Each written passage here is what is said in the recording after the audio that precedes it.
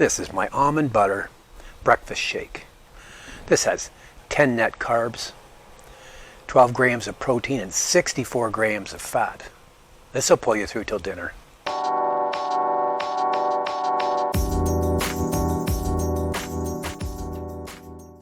Today's recipe is almond butter breakfast shake.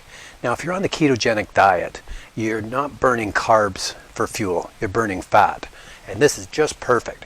If you're traveling and you're in a hotel room, take a little bullet with you and your almond butter and coconut oil and some water, and you just whip it up. The recipe for my almond butter breakfast shake is below in the comments section. Now, I've kind of fine-tuned this to the way that I like it. I don't like it sweet. I think it's sweet enough. I'm going to make it in a bullet, and I've got a half cup of water, a quarter cup of almond butter, and you kind of have to stir it because you want to get the oil in there too. Mix it all in. Sometimes it gets clumpy, but this is just the smooth version. So in we go. This has 10 grams of carbs, net carbs, 12 grams of protein, and 64 grams of fat. And it's that fat that you want to pull you through. So sometimes when you're on the road, you don't eat that well.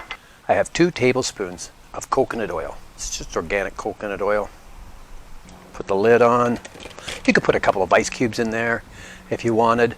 But with the coconut oil, if you get it too cold, then it will kind of solidify. And then there's stevia, Splenda liquid stevia, if you like it sweeter. I don't care for it sweet. I just like it like this. I like this consistency.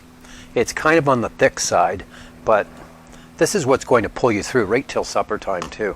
I like these ingredients that I have in here. Yeah, that's perfect. So next time you're, hungry in the morning on the keto diet and it's just not pulling you through, try one of these almond butter breakfast shakes. It'll pull you through. Thanks for watching.